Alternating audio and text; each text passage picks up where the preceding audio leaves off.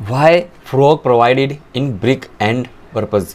आपने देखा होगा जो ब्रिक मेजनरी होती है उसके अंदर जो फ्रॉग होता है, अपने जैसे ये ब्रिक होता है, ठीक है, ये ब्रिक के बीच में जो ये बना रहता है, जैसे कि जो खड्डा सा बना रहता है, ये थोड़ा डीप नेस में जो, ठीक है, डीप रहता है, तो इसको क्या बोलते हैं, इसको फ्रॉग बोलते हैं, ठीक है। तो ये आपका फ्रॉग हो जाता है। तो ये फ्रॉग क्यों गिवन रहता है ईंटों के अंदर, तो आज इसी डिटेल से अंदर जानेंगे, वीडियो को लास्ट तक जरूर देखना, बहुत इंपॉर्टेंट है। तो सबसे पहले क्या रहता है कि it increases stability of brick work. ये क्या होता है, जो आपकी ब्रिक मेजनरी होती है, आपकी जो ब्रिक वाल होती है, ब्रिक वाल के अंदर जो ये आपका फ्रॉग होता है, आपका जो ब्रिक के अंदर फ्रॉग होता है, ये क्या होता है, मोटार, इस आपके ये ब्रिक होती है, तो इसका जो बॉटम का क्या होता है, सरफेस होता है, और इसका जो सरफेस में है ये ब्रिक, इसमें जो आपका मोटार लगता है, ठीक है, जिसको मसाला बोलते हो, जो मसाला लगता है इसमें चिपक जाता है और टॉप में चिपक जाता है। तो इसकी वजह से क्या होता है कि जो आपकी जो वाल है खड़ी रहती है प्रॉपरली से। जैसे कि आपकी अगर प्लेन है, अगर आपकी प्लेन ब्रिक है, उसको आप लगाएंगे बिल्कुल सीधा मेजनरी, आप ये मोटा लगाते चले जाएंगे, उसकी स्टेबिलिटी कमज़ोर होती है इसके मुकाबले में, ठीक है, क्योंकि इसमें जो बॉन्ड है वो ईंटों के वहाँ तक नीचे तक चले जाता है, इसके पकड़ तक बन जाती है, आपकी मोटार तक बन जाती है। जैसे आपकी जो फुटिंग होती है, आपकी जो जैसे आपकी फुटिंग इस तरह से फुटिंग होती है, तो इसकी जो स्टेबिलिटी है इसके जैसे अगर बिल्कुल सीधा आप खड़ा करते हैं, इसकी स्टेबिलिटी इससे ज़्यादा होती है, ठीक है, इससे ज़्यादा होती है इसकी स्टेबिलिटी, क्योंकि इसमें जो सरफेस एरिया होता है ज़्यादा हो जाता है। ऐसे अगर इस मिट्टी में हम ले जाते हैं, जैसे कि आपका जो मोटर है वो इसमें डेफनेस में ज़्यादा मिट्टी ईंटों के अंदर तक ले जाता है, तो इस वजह से इसकी स्टेबिलिटी, आपकी जो ईंटों की दीवार है मजबूत रहती है और लॉन्ग टाइम तक, मतलब आपकी जो हाइट है ब्रिक मेजरिंग करते समय, ब्रिक मेजरिंग करते समय या फिर ब्रिक मेजरिंग के बाद भी जो ईंट की दीवार है ज़्यादा लॉन्ग टाइम तक आपकी खड़ी रहती है।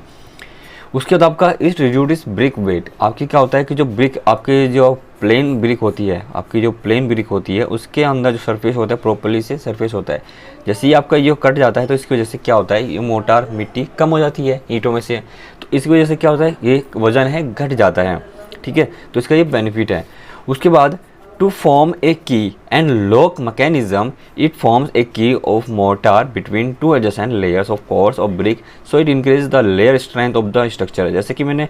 फर्स्ट एंड थर्ड पॉइंट में क्या है, जस्ट ओनली स्टेबिलिटी बढ़ा रहा है, और इसके अंदर क्या कह रहा है कि जो इसके अंदर ये क्या होता है, की का काम कर रहा है, एंड लॉक मैकेनिज्म का, मैकेनिकल जो मैकेनिकली होती है, जैसे अपने जो गरारी होती है इस तरह से,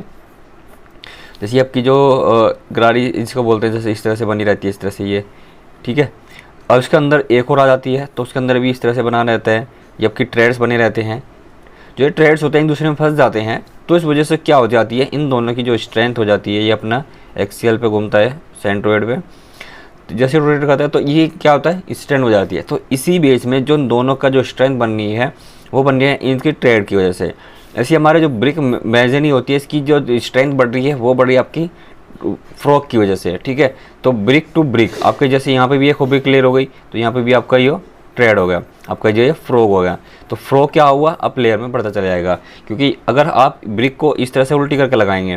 तो उल्टी करके नीचे मोटा लगाएंगे, जस्ट वो क्या हुआ, ये तो खाली रह जाएगा, इस तरह से आपका जो फ्रॉग है खाली रह जाता है, इस वजह से इसको अपवर्ड डायरेक्शन में रखा जाता है। जो फ्रॉग होता है इसको अपवर्ड डायरेक्शन में रखते हैं, ना कि इसको डाउनवर्ड डायरेक्शन में, ठीक है। अपवर्ड रखने में से मोटार है प्रॉपर्ली से फील हो जाता है, प्रॉपर्ली से लेयर बन जाती है ऐसे, और यहाँ पे भी एक लेयर बन जाती है, ये प्रॉपर्ली से लेयर आप ब्रिक मेजरमेंट के अंदर बढ़ती रहती है, ये प्रॉपर्ली से क्या हो जाती है, कंटिन्यूस स्ट्रेंथ बन जाती है, मोटार से मोटार जॉइंट हो जाता है, आपके ये फ्रॉग के अंदर बढ़ जाती है, ठीक है। तो इस वजह से क्या है, स्टेबिलिटी बढ़ाती है इस तरह। जो की का काम होता है, एक चाबी का काम कर देता है। टू एडजेसेंट लेयर, जो आपकी जो लेयर होती है, फर्स्ट लेयर, सेकंड लेयर, ठीक है, हेडर कोर्स एंड आपका स्ट्रक्चर कोर्स के अंदर, तो इस लेयर स्ट्रेंथ बढ़ा जाती है। उसके बाद हमारा पॉइंट है, it provides a place for putting impression of trademark of manufacturing. इसका ये भी एक बेनिफिट रहता है कि आपको जो आपके जो साइट पे आता है, इसके अंदर एक ट्रेडमार्क दिया जाता है, ठीक है, जैसे कि आपका RAM दे दिया जाता है, ठीक है, इस तरह से भट्टे का अंदर लिखा जाता है, जैसे कुछ भी दे देते हैं BED, ऐसे जो भी नाम देना है, ABCD, तो ये कुछ भी नाम देते हैं फ्रॉग के अंदर। इन फ्रॉग से क्या होता है, ट्रेडमार्क बन जाता है कि कौन से भट्टे का है, ठीक है। तो वहाँ से भट्टा है जो आपका में जो किलन करता है, आपका जो मैन्युफैक्चरर होता है, तो वो भट्टे का नाम दे देता है, एक ट्रेडमार्क दे देता है। जैसे अब कंपनी होता है LNT कंपनी हो जाती है, तो वो ट्रेडमार्क आपके बिलिंग होता है उस पर होता है, या फिर अपने जो साइट पर चलती रहती है तो वहाँ पे जगह जगह लिख दिया जाता है। तो इस तरीके से आपका जो भट्टा होता है उसमें ट्रेडमार्क यहाँ पे कर दिया जाता है, वो उसी पता चल जाता है साइड पे कौन से भट्टे से ईंट आ रही है, कौन सा ट्रेडमार्क है। उसके बाद it makes brick easy to handle. इससे क्या होता है, जब भी आप ईंटे को सरफेस से जैसे पकड़ते हो, जैसे यहाँ से ईंटे को इसको पकड़ना है, तो ये फिंगर है आसानी से जो इसका लेयर होती है इसमें फंस जाती है, इसमें लेयर फंस जाती है, इसको आसानी से पकड़ सकते हैं। या फिर जो फिंगर है नीचे वाली जो सरफेस एरिया होता है, जो नीचे वाला सरफेस होता है वो आसानी से यहाँ पे रखा जाता है, और जो थंब है वो आसानी से इसमें फंस जाता है, इस तरह से ऐसे लॉक हो जाता है। तो इसको ईजिली मूव कर सकते हैं, ठीक है, इजीली इसको पकड़ सकते हैं, तो वहाँ पे आसानी से इसको पकड़ने में आसानी से होती है। उसके बाद brick soil can also be saved by making from on the surface of the brick. जैसे आपको बताया है कि जो ब्रिक होती है इसको अंदर जो फ्रॉग बना रहता है, इसमें क्या आता है कि जो मिट्टी है उसकी बचत होती है, क्योंकि आपको पूरे सरफेस पे लगाते हैं तो मिट्टी पूरी ज़्यादा लगती है, तो इस वजह से फ्रॉग में अगर ये कम कम होती है इसलिए आती है मिट्टी, तो इससे मिट्टी भी आपकी बच जाती है। जो मिट्टी है वो आपकी दूसरे ब्रिक बनाने में भी काम आ जाती है जो इसमें से निकलती है, ठीक है। उसके बाद क्वेश्चन आता है कि ब्रिक का जो साइज़ है वो क्या रहता है। जो ब्रिक का साइज़ रहता है, जैसे कि जो ब्रिक का साइज़ है ये आपका मॉडल क्लास ब्रिक के 19 centimetre by 9 centimetre by 9 centimetre, ठीक है, ये ब्रिक का साइज़ होता है, इसको बोलते हैं मॉडुलर क्लास ब्रिक, ठीक है। तो मॉडुलर ब्रिक का आपको साइज मोस्टली पूछा जाता है स्टैंडर्ड, तो आपका ये स्टैंडर्ड मॉडुलर क्लास ब्रिक हो जाती है, ठीक है, क्लास ब्रिक। तो ये मॉडल क्लास ब्रिक, तो इसका साइज होगा 19 सेंटीमीटर, ये आपके सभी centimetre 19 centimetre by 9 centimetre by 9 centimetre. यहाँ पे हम फ्रॉक का साइज जो लिया था 10 बाई 4 बाई 1, ये क्या आता है 10 सेंटीमीटर, 4 सेंटीमीटर और 1 सेंटीमीटर, ठीक है। तो ये आपका ये हो जाता है। उसके बाद हमारा आपसे पूछा जा सकता है कि आपका traditional brick TRADIT traditional brick का साइज क्या रहता है, और या फिर आपका पूछ सकता है जो PWD पब्लिक वर्क डिपार्टमेंट,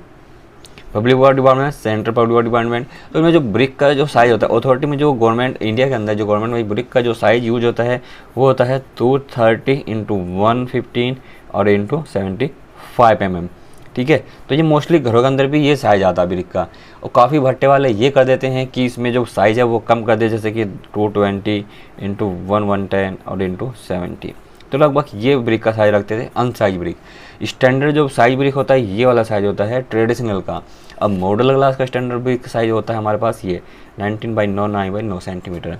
अगर इसको इंच की बात करते हैं तो ये हो जाता है 9 इंची बाई 4.5 इंची और बाई 3 इंची, ठीक है। 9 इंची लंबाई होती है और 4.5 इंची चौड़ाई और 3 इंची थिकनेस, तो ये होता है। तो thanks for watching this video, मिलते हैं नेक्स्ट वीडियो में, बाय बाय।